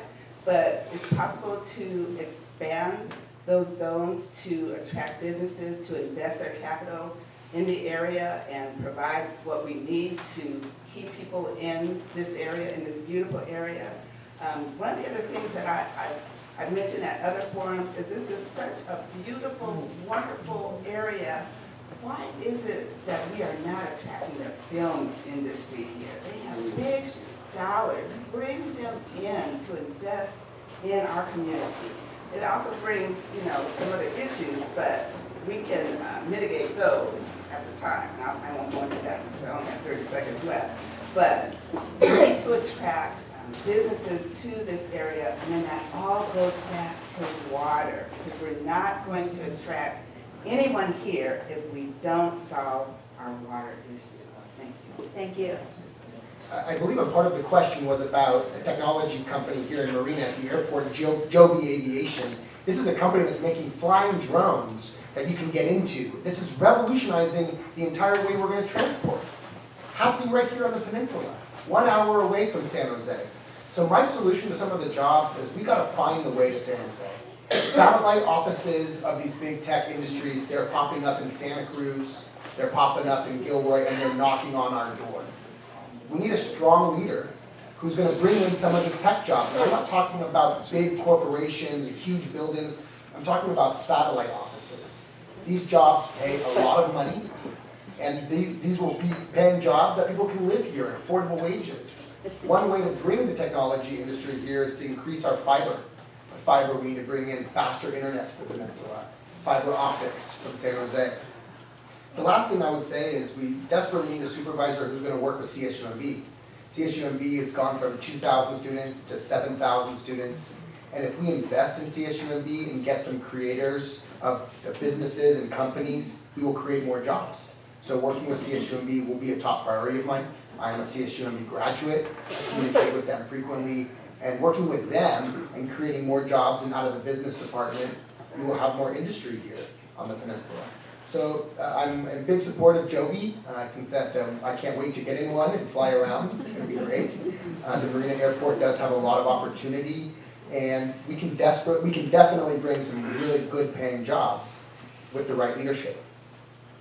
Thank you. Ms. Askew. So keep fourth generation. My son wants to live here. If my grandchildren want to live here, I want to make sure that they have the opportunity to have housing here, that they have the opportunity to have a viable, vibrant life here. So at the center of everything that I'm working on, that everything from me comes back. Many things from me come back to that. Attracting jobs. Jobs are great. I want good paying jobs. I want jobs that provide health care for the employees. I want jobs that allow people to pay their rent and pay for their bills and to put their children through education. So it's not just the jobs, it's the type of jobs that we're talking about. And I want to make that very clear. The role that the county has in economic development, I would argue, is to ensure that we have solid infrastructure in place to support the industries that we want to have operational here in Monterey County. Right now, we invest significantly back into our tourism and hospitality industry through our TOT tax reinvestments. So that's infrastructure that we're putting back in for advertising, for sustainable tourism programs. When we talk about our agricultural industry, the roads, the county has thousands of miles of roads that we maintain, ensuring that those roads don't have potholes the size of trucks so that our agricultural products can move into and out of this community. Rail investment is something that the county has been working very aggressively on to make sure that we can continue to be a production center for food that feeds the world. When we talk about our natural resources, I also think that we need to be very thoughtful about the jobs and the industry that we bring into our community because we need to balance that with the incredible natural beauty and the natural resources that we have here available to us in Monterey County and in District 4 specifically. Thank you. Mr. McShane. Sure, I own two small businesses. One is a small landscape supply operation off Highway 68. The other is a liquid organic fertilizer company that takes fish off of the pier in Monterey and food waste and makes an organic fertilizer product that goes all over North America. Both businesses are located in the county of Monterey. And I would say that the county's done more to harm or make it harder than make it easier. The current administration cut economic development, and specifically the economic development director for the county of Monterey. The current administration for District 4 has taken steps to try and cut funding for our Monterey County Convention and Visitors Bureau. I go farther to say that even our film commission has been on the chopping block. The county has a role to play in making our local business community stronger. And I really believe that we can do more in that department. Some things that I'll cite. One, in the Salinas Valley and in the region, ag technology represents opportunity. In the region, outfits like Joby represent opportunity, but we've got to think earlier than that. We've got to think, how can we incubate? How can we accelerate? And how can we link efforts in place, whether it be through CSUMB or in downtown Seaside on Broadway with Kurt Obermeyer and his center, or even, let's say, more importantly, here in Marina. Ask yourself, outside of Joby, what other major opportunities have landed in Marina? Now, is it the county's role and responsibility? I defer, as I think has been the conclusion, that the city of Marina has the driving force in that. But the county can help to coordinate. The county can help to play a regional role in attracting businesses to the region that are aligned with our values for our natural environment, for our agricultural and hospitality, job centers. More could be done here. We're in the same position we are that we were decades ago because more hasn't been done. Thank you. Ms. Chambliss, do you have any rebuttal you'd like to offer at this time? Not a rebuttal, but a comment. In my discussion on bringing the film industry to this area, and then I said I had some more things to say that I didn't want to spend a lot of time on. The thing that Ms. Askew mentioned that I was thinking about when I said that was balancing the maintaining our natural resources with economic development. That is most important. We don't want to destroy, deplete the beauty that we have here in the name of bringing in more dollars. Thank you. Mr. Miller. No. All right. And Ms. Askew, anything further? Yeah, just two additional comments. I think that investing in our workforce to ensure that we have a workforce that's capable and qualified to be able to perform the higher level jobs that we do have available currently is something that I've been invested in working with the Children's Council. Bright Futures is a Cradle to Career initiative where we're looking at collectively how do we make sure that the students who are coming through our school systems, who are from this community, have the education that they need to be able to continue to thrive with their careers of the jobs that we do have available to us currently. So I think that's important.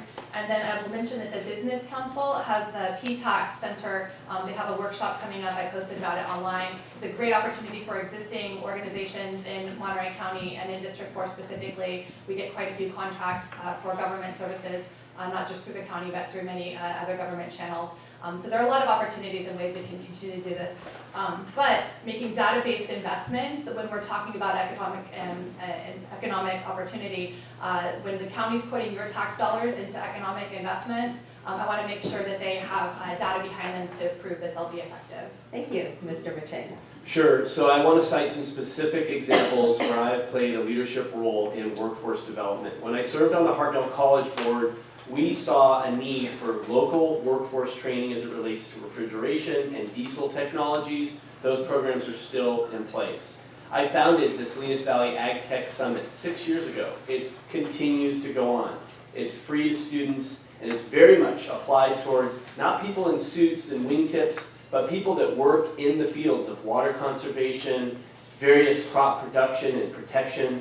It's a response that's coordinated through local government and nonprofit and business to develop those jobs locally. I can't help but also mention, just as an employer, that I've hired folks at my landscape supply and at my fertilizer company as a result of the Workforce Investment Board, our American Jobs Training Center that is through the county, not to mention also Rancho Cielo. So really highlighting and growing some of our local opportunities in those sets I think is important. Thank you. Mr. Miller. Marina has an odor problem that has generated hundreds of complaints in the last several years. It seems to point to multiple sources, including agriculture, waste management, and sewage management. How would you work with these entities and/or legislate to solve the problem? That's an interesting, that's probably one of the toughest questions I've received on this campaign. And I will say that there were a couple of questions, so it wasn't just one individual who posed this question, but it does seem to have a broader concern within the community. I went to KION and I did an interview with KION on the news, and I could smell, it was a terrible smell of marijuana that was like wafting over to the building, and I asked the guys, is this normal? And they were like, oh yeah, the plant's by the airport. And so I understand some of the problems with odor and with whatnot, and I honestly think that we should be looking at ways to eradicate that and making sure that the people have an odorless house and have a place to survive. But I don't actually have any solutions to that. So. Thank you. All right, Mr. Askew? Sure, very familiar with this concern that continues to plague Marina residents, especially seems to be to the north. Waste management operates, our Water Waste Management operates the landfill to the north of Marina. We suspect that there's something happening up there that's blowing an odor down. Working in close partnership with some of our Marina elected officials, working in close partnership with the Monterey Bay Air Resource District, working in close partnership with, there's a long list. I'm just trying to go back through in my head and think through every conversation we've had. Trying to really pin down exactly the source of this odor has been incredibly challenging. Every time we think we've figured out what's going on and where is this noxious smell coming from, we will continue then to collect complaints, and it's not resolved. So this is not something the city can solve on its own. This is something I think that's going to require the residents continuing to make your complaints so that we can track it. We have a live action tracking system where the time of the smell, the location of the smell, what actions have we taken around mitigating, addressing that. So. But we hear you, and we're all in to try to figure it out and get a solution. Thank you, Ms. McShane. Okay, so you heard it here and now. Continue to wage your complaints, and we will track it. I'm ready to get something done about this issue. As a master gardener and a master composter, I can say to the north, on county property, at our landfill, there is a composting operation, and there is a food composting operation. And as food composting is now mandated by the state, it's been a horrendous challenge to see what to do with that food compost. Now, running a business and having a composting permit, as I do at my business in Gonzales, I can say firsthand that if you don't turn your compost and manage it properly, it goes anaerobic and it stinks. And all it takes is a little onshore breeze, and somebody on Crescent, somebody on Carmel, somebody on California is going to smell it. And as I've taken complaints in Salinas, it can be that bad. So what needs to be done? First and foremost, as I think was said, certainly report it, okay? And I'll post on the thread here the number to Monterey County Health if you can report the smell. I will also post on the thread for this forum the number at Monterey Bay Air Resources District to post the issue or address or report the issue. Ultimately, our landfill and the composting operation needs to be held accountable. The leaders that serve on that board, and Marina's got a representative, Salinas doesn't yet, but I'll say that we've voiced concerns. The Air District has voiced huge concerns. And I've already committed, as this last week I had a community meeting with 30 residents at Mountain Mike's here off Reservation Road, to host a community meeting as chair of the Air Resources District to get the people in the room and hold them accountable to this issue. Marina's dealt with this way too long, and the fact that somebody hasn't stood up and gotten it addressed is a problem. Thank you. Ms. Chambliss. Thank you. I have to confess, I was not aware of the odor problem. I live in Seaside. It doesn't get that far, evidently. But it goes back to the question on collaboration. It requires collaboration, requires people making complaints and hoping and trusting, not just hoping, but trusting that their complaints will be heard and not just stacked up in a file somewhere. City officials, air quality, and however a supervisor can help in solving that issue, that would be what I would do. Thank you. Mr. Miller, any further comments? No. All right, and Ms. Chambliss, any further comments? No. I'm sorry, I'm looking at, We're good. but, all right, Ms. Askew says no, and Mr. McShane. And I think you already said no, Ms. Chambliss? All right. So, the next question will be posed to Ms. Askew first. There is an issue with regard to unfunded retirement at the county level. What would you do to address this issue?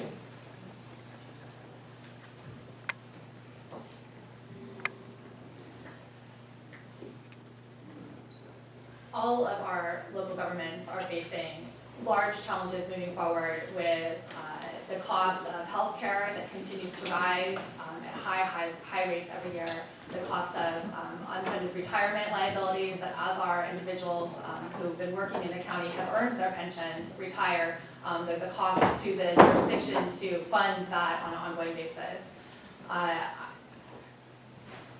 We could talk a lot about the county's unfunded mandates. I will say that we have a very aggressive, I will say that fiscal responsibility is something that I take very seriously. Fiscal responsibility, planning for our future, ensuring that my child doesn't inherit a fiscal mess that I left to him is something that I take very seriously. Joining the school board, we had decades of disinvestment in our schools. And my priority in the 5 years since I've been there has been to get in front of those fiscal challenges, to get in front of the maintenance, facility maintenance issues that we've had, to get in front of the declining enrollment, decreasing funding that comes at us by making really difficult choices to cut services, to cut programs, to find savings, to do that in partnership with the employees, with our teachers, with our unions, so that we're making plans for the future so that we're not left in a situation where there's a crisis. So my track record of fiscal responsibility is solid and strong. At the County of Monterey specifically, we maintain a 3-year projected budget. We've never not had a 3-year budget that looks, just because of the rising costs, you will always see projected deficits.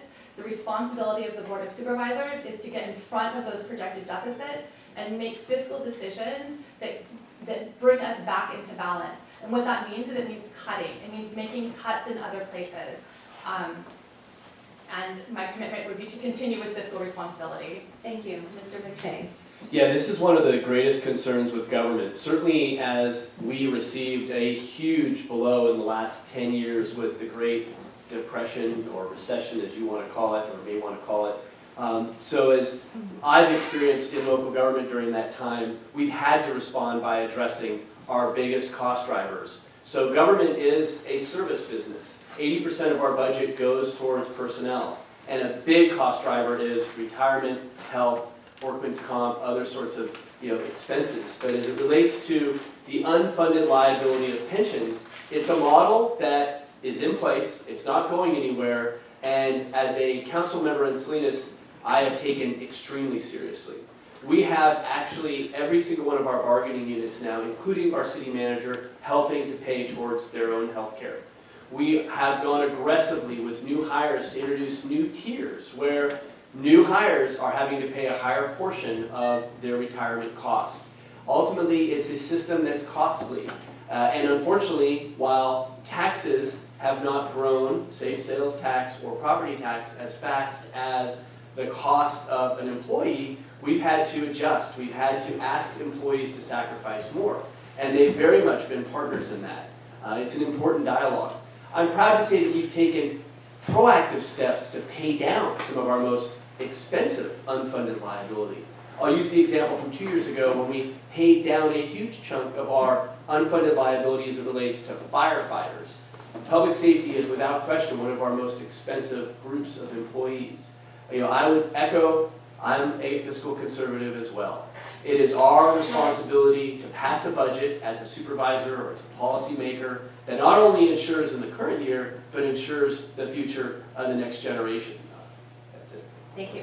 Ms. Chambliss. Thank you for the question. And as was stated, it's a problem that is pervasive in government.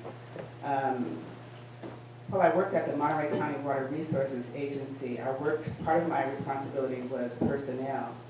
And we had some very highly paid employees who accrued many, many days of vacation that were just on the books. And when they retired, it was a liability, and I'm sure it still remains a liability. And one of the things that I helped to structure was to get employees to take those days so they didn't just lay on the books. And that could be something that we do countywide to get employees to use the days and then renegotiate if possible. And it's a difficult discussion to renegotiate the benefits, because Monterey County has some of the best benefits around.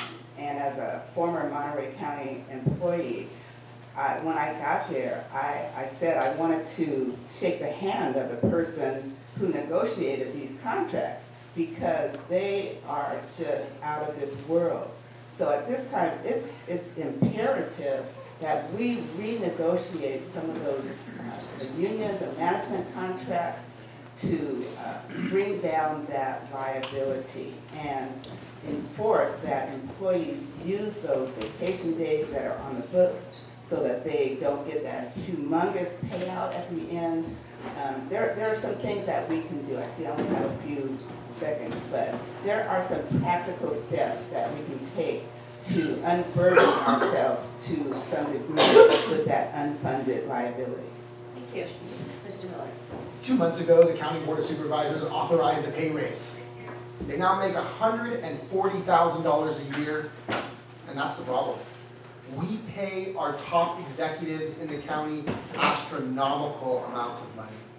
Some get $400,000 a year, especially Natividad. Very, very, very expensive. We're drawing doctors from LA and paying them a significant wage.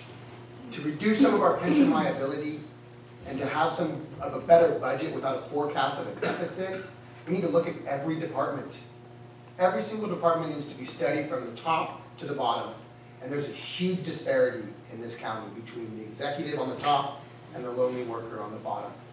And something that I'm gonna work for is increasing the wage on the bottom and taking from the top. And I stood up to the County Board of Supervisors when they approved that pay raise, and I said, this is not a good idea. We should not be paying the supervisors more. I think this job should be, the supervisor should be making $80,000 a year. That's fiscal responsibility. My opponents are yelling about fiscal responsibility while we're paying a significant amount of money.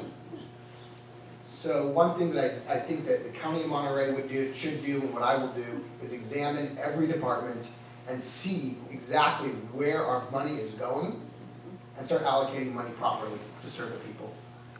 Thank you. And Rebecca, Ms. Askew. Yeah, I mean, we're talking about unfunded retirements at the county, and I think that one of the relevant pieces of information here is the deep understanding of how the county budget works. You have a $1.5 billion budget. Roughly 2/3 of that is pass-through money that's coming from state and federal programs for mandated services, supplies, things that we're required to do on behalf of our state and federal partners. So when we talk about making changes to the structures of how things are funded, we really have to also talk about where the money's coming from and how the pass-throughs work and what those agreements, negotiated agreements look like.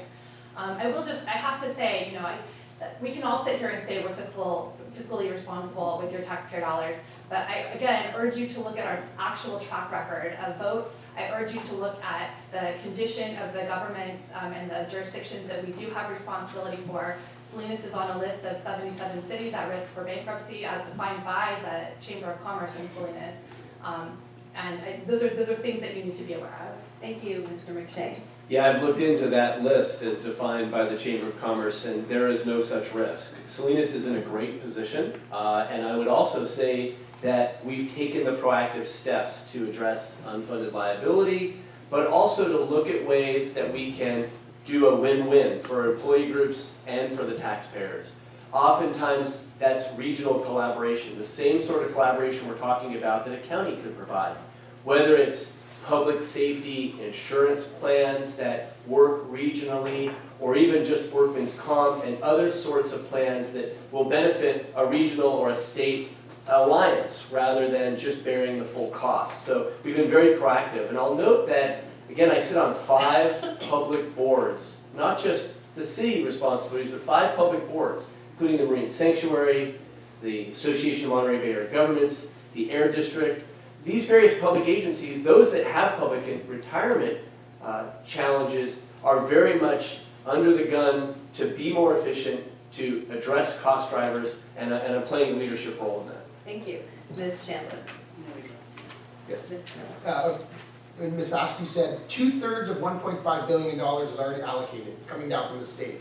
That leaves and I'm not very good with math, but that leaves $5 billion that our county money has discretionary budget for. $5 billion. 500 million. 500 million, sorry. That is a tremendous amount of money. And that's the money that we should be focusing on taking care of the working people. I went to the health clinic in Seaside and asked for a tour and talked to the worker there. And one of her concerns was that she can't pay her bills because she's not getting enough money from the county. So again, we need to allocate, take from the top, and allocate that more towards the bottom. Thank you. We have time for one more question. There are a lot of questions that are left. So this question pertains to healthcare, and it will go to Mr. McShane first. If the Affordable Care Act is dismantled, what impact do you anticipate to healthcare in Monterey County, and how would you address it? So I first want to say that I support Obamacare. I feel that there are efforts underway at the state and even at the county to pick up the pieces where, say, the federal government is either restricting or may do away with a safety net when it comes to health care. I do think there needs to be a marketplace, so I'm not in the camp of expanding Medicare for all, but I will say that when it comes to our county, we're doing the right things to make sure that everybody's taken care of. I'm a huge supporter of Esperanza Care. That's a specialized program that the county's shown leadership on to address our undocumented population. Keep in mind that in the city of Salinas, 1 in 4 of our residents are undocumented. So while it may host 161,000 residents in Salinas, we have over 200,000. And these are tough challenges. And when it comes to looking at the lack of whole person care, the lack of prevention emphasis, we have room to grow. And Natividad Medical Center is showing leadership and will continue to show leadership, not just at Natividad, but by taking services to clinics, and ultimately, as I'm a huge supporter of taking medicine to the field.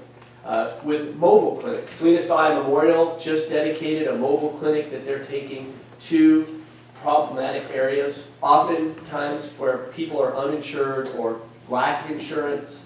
Healthcare is a huge challenge in this region, and as a supervisor, it's the county's responsibility to ensure a healthy population, and we have challenges. Keep in mind, again, we have more percent of undocumented in our county than any other county in the United States. This alone is a huge challenge. And as a supervisor, I'm ready to work collaboratively with our other healthcare partners, our nonprofit partners like Clínica de Salud and others. I'm proud to say today, I've got the endorsement of the Monterey County Medical Society. So that says something about my leadership and ability to get things done. Thank you. And Ms. Chambliss. So the first portion of the question had to do with the impact of dismantling Obamacare in Monterey County. The impact will be that the most vulnerable, can you hear me? I feel like my voice is going out. The most vulnerable will be the ones who suffer the most.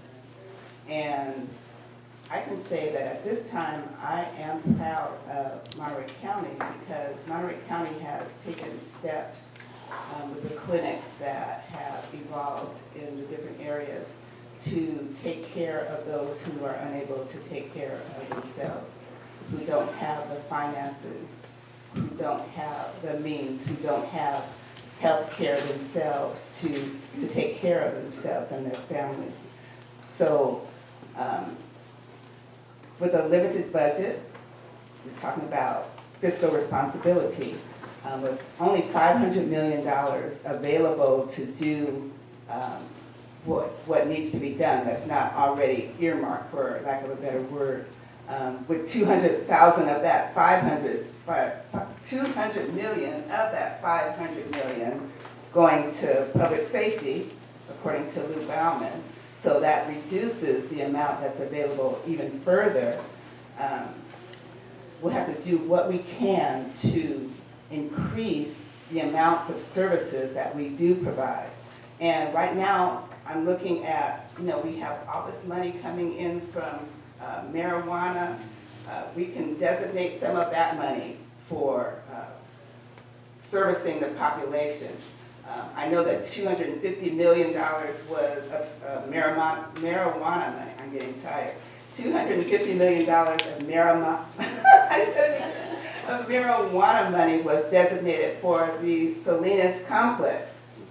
What better use than to take care of the public than to use that money for us? Thank you. Mr. Miller. Yeah, every day my wonderful partner gets in her car and she drives an hour to San Jose to go to Kaiser. That's where she works. She works at the big hospital off of Cottle. Kaiser has a fantastic network of doctors, nonprofit section where they provide health care, free cost to people. And Kaiser has been knocking on our door.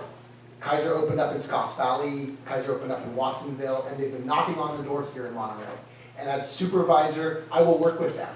I will work with them to provide some services for our residents here in Monterey County. They have a tremendous amount of money, they have great facilities, and that will help with some of the healthcare problems we have here on the peninsula. Second thing is, I think that healthcare starts at a young age. And I think we need to provide healthy habits to our parents. The first 5 is the most important. So as supervisor, I would work very hard on taking care of the first 5, making sure that we're solving problems with addiction while the baby's in the womb, so that doesn't lead to further health problems later in life. But we take steps to solve some of the problems, not just provide pills. Pills are not the answer, but we take steps to solve some of the problems at a young age, and that will help with the healthcare problem. Thank you. Ms. Askew. So in 2008, when I knocked on doors for this District 4 race in support of the incumbent supervisor, healthcare rose to the top as the biggest issue that people had concerns about. We had incredibly high rates of uninsured residents in Monterey County at that point in time, pre-Affordable Care Act.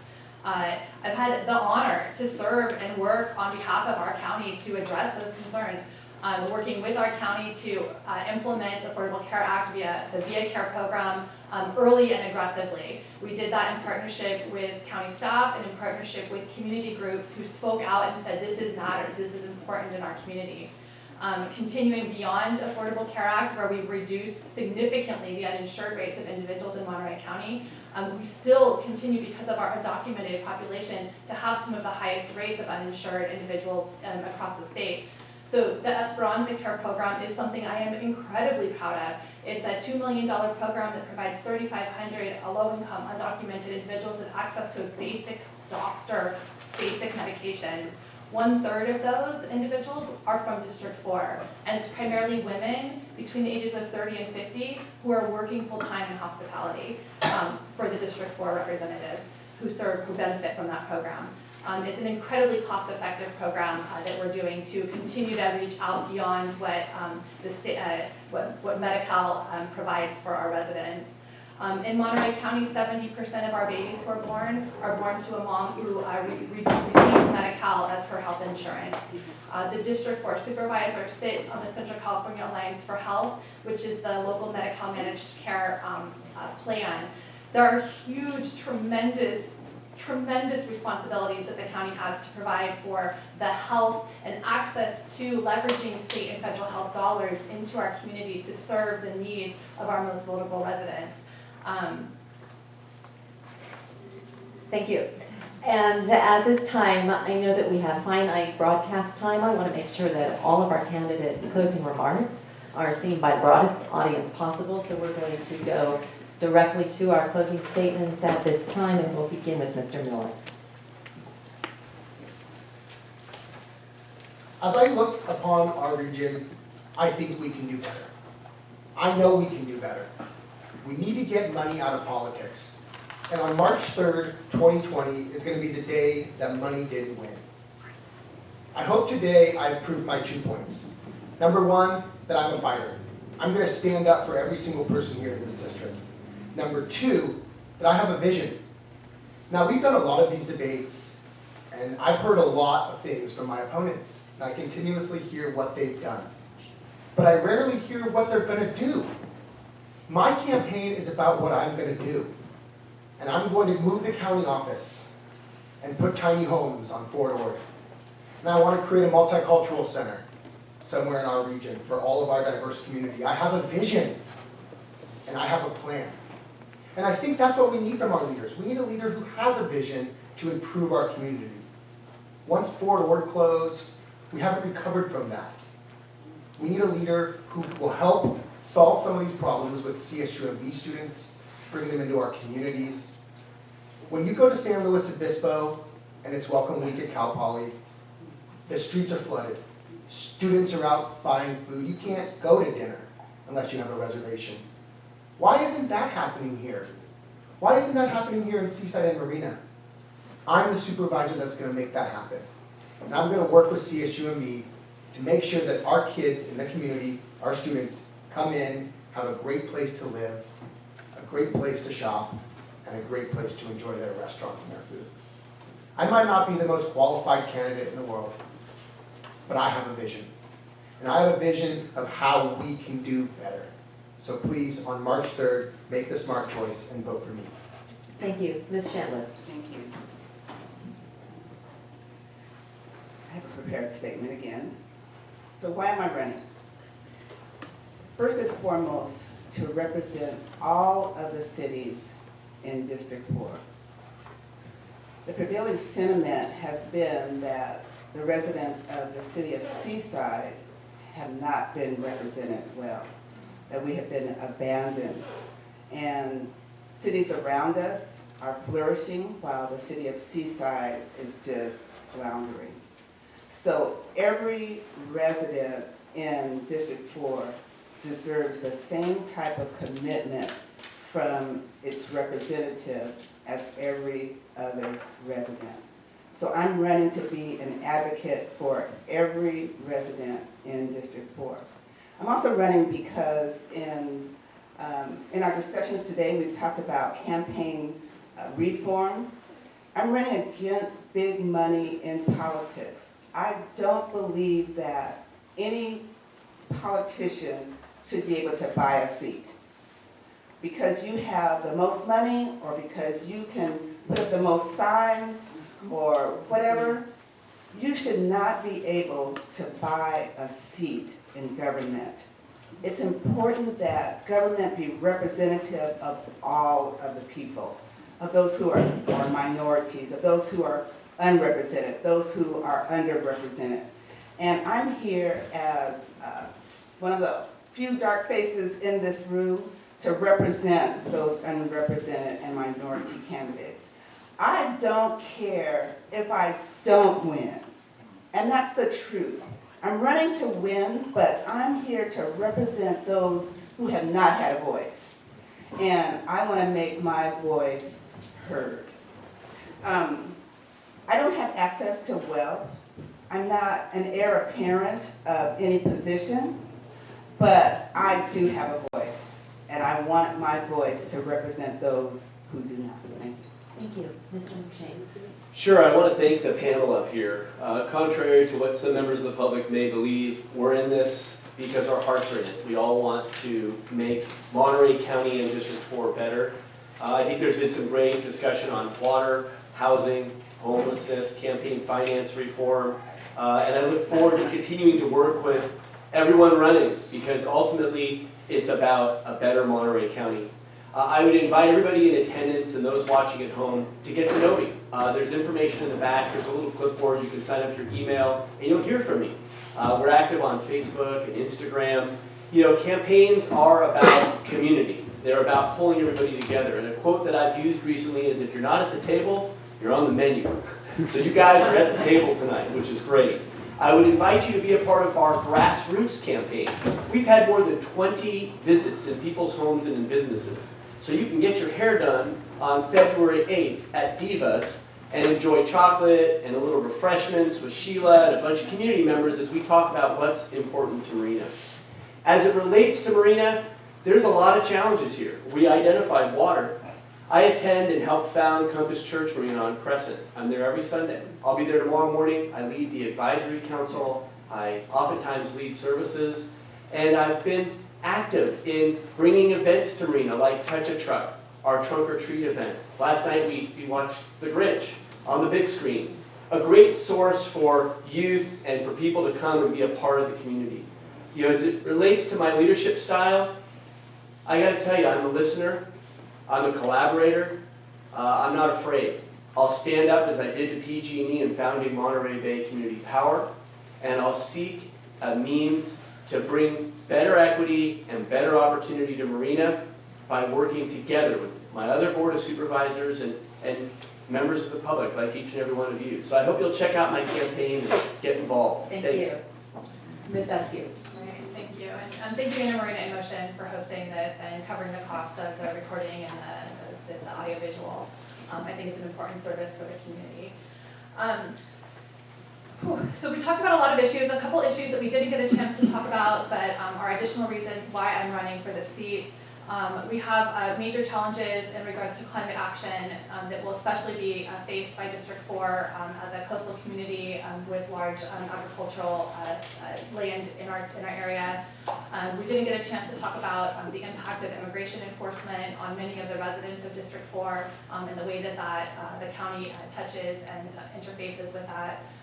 We didn't get a chance to talk much about public safety, the broader issue of safe streets, accident prevention, ensuring that we have appropriate mental health services available for those in our community who need access to those services.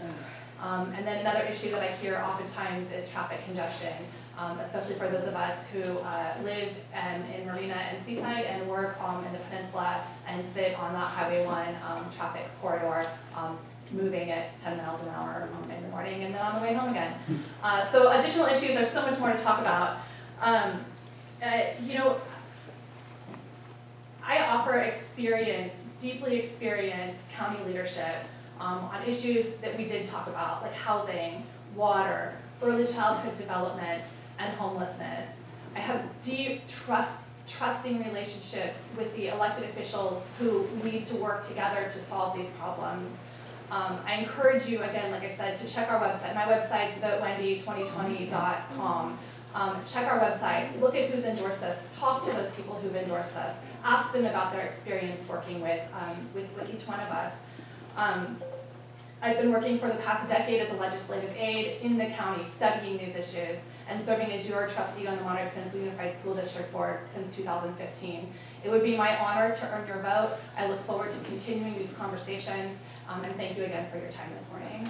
Thank you, and it takes tremendous dedication. I think we can all agree, regardless of whether we do agree with all of the candidates' positions, each and every person who has been answering your questions this morning is dedicated to our community.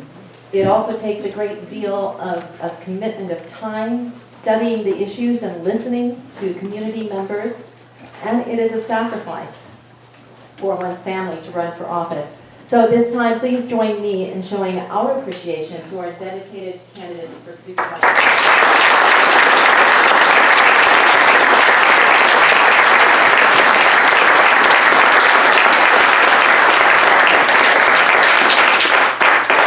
And once again, thank you so much to Marina in Motion and our volunteers, and particularly Ms. Bradshaw, who has been our timekeeper this morning for presenting this opportunity. And thank you very much to our audience for your insightful questions and for framing the issues that you wanted to have these candidates address. This is what democracy is about.